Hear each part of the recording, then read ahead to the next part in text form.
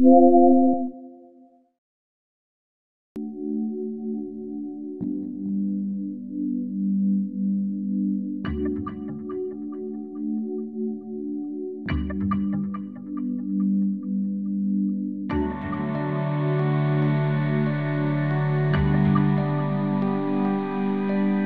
name is Vince Speranza. I served with H Company, 501, 101st Airborne Division here in Bastogne, 1944.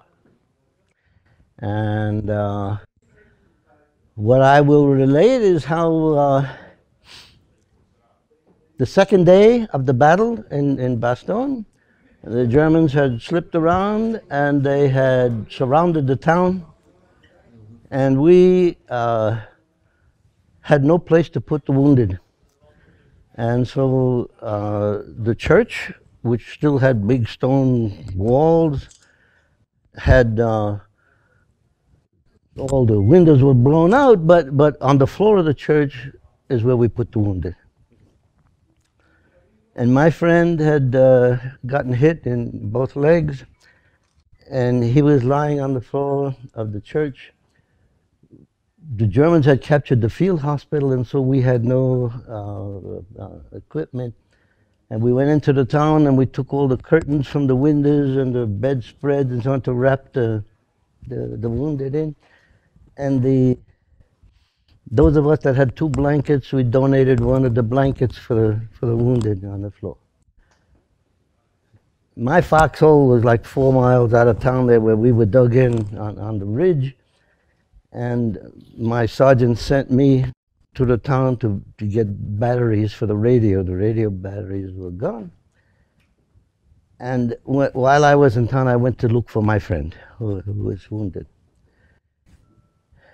And I found him laying on the floor there. His name was Joe Willis. And I said, Joe, you know, how you doing? He said, don't worry. He said, a couple of pieces of shrapnel in the legs. He said, I'll be out of here in a couple of days.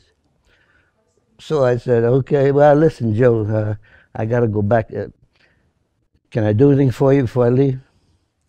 He said, yeah, go find me something to drink. I said, Joe, where the hell am I going to find you something to drink? We're surrounded and cut up. There's no supplies coming in. He said, go look in the taverns. I said, they're all bound. Go look, see what you can find. So I go back from the church, down the road there. I walked into one of the taverns, and it was all broken glass, everything, so there was nothing there. I went a little further down the road, I went to another tavern, and the bar there had the beer thing there. When I pulled the lid, the beer came out. My helmet, you know, the same helmet that in the foxhole you use. I filled it up with beer.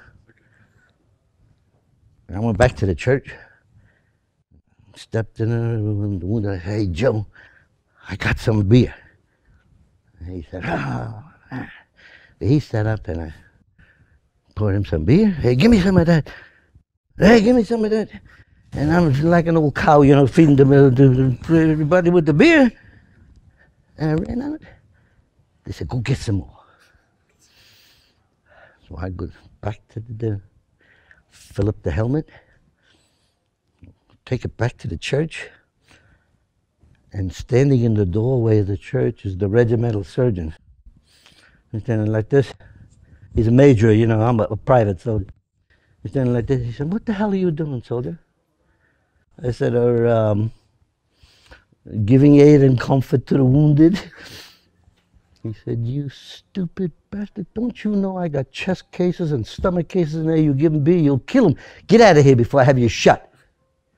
Yes, I put the helmet there, hold the beer all over me.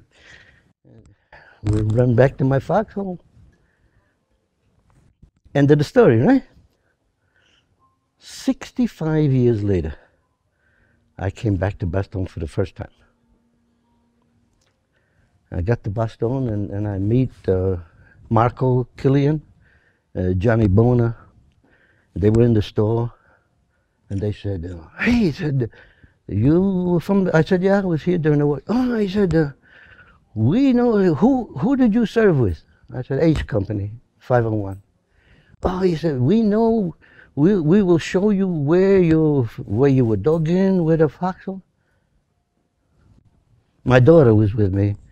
I was 85 years old. Then they think the family, I shouldn't travel alone. And she came, and they took us out of town here.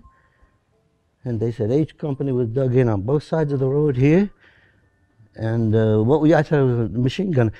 Said, then your foxhole should be right over here. We walked over there. It was filled in, but you could see the outline. And, you know, hey, after 65 years, you look and you say, good God, this is where I was when I was 19 years old. And they said, I said, no, wait a minute. If this was my foxhole, there's got to be another one over there and one over here, because they always put two riflemen, you know, to protect the machine gun there. And they said, yeah, look. And we went over there.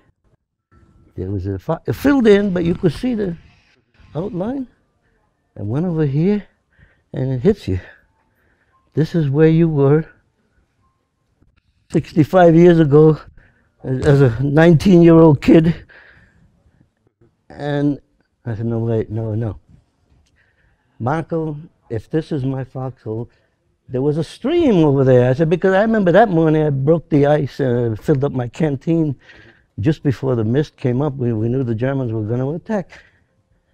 He said, yeah. He said, you can't see it because of the grass. And we walked over there, and God damn it, there was the stream.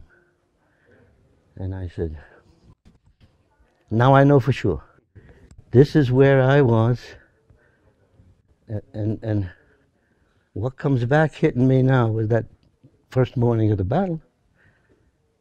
You know, there was snow all over the road, all over the ground, and there's like a mist. You can't see anything yet, but the German tanks were on the left flank and the right flank, and they opened up and artillery started, and the ground, my machine gun was here, it sloped down for like about 400 yards. I remember I set the sight for 400 yards.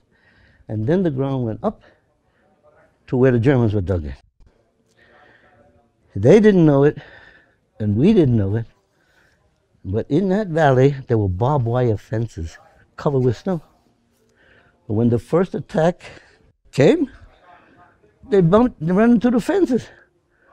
We went to open up, and the lieutenant said, no, not yet.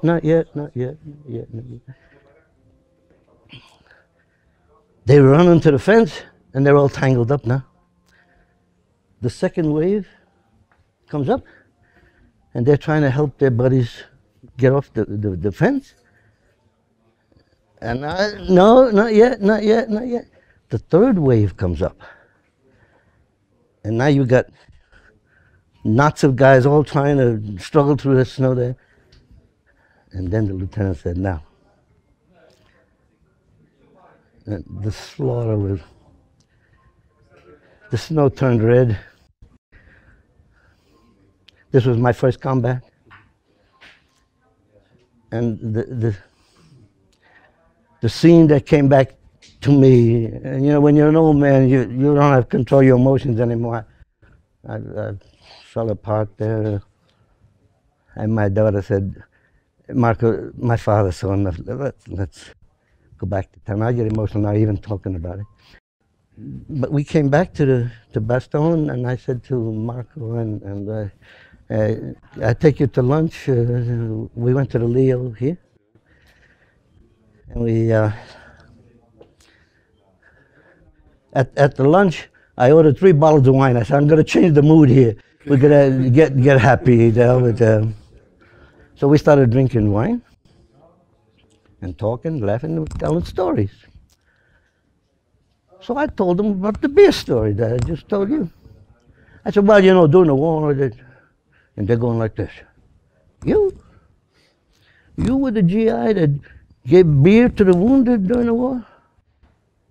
I said, yeah. They said, you with the helmet, the beer in the church? I said, yeah. They said, man, don't you know you're famous in Europe? I said, what the hell are you talking about? They said, waiter, come here. Bring us 4 bottles of airborne beer.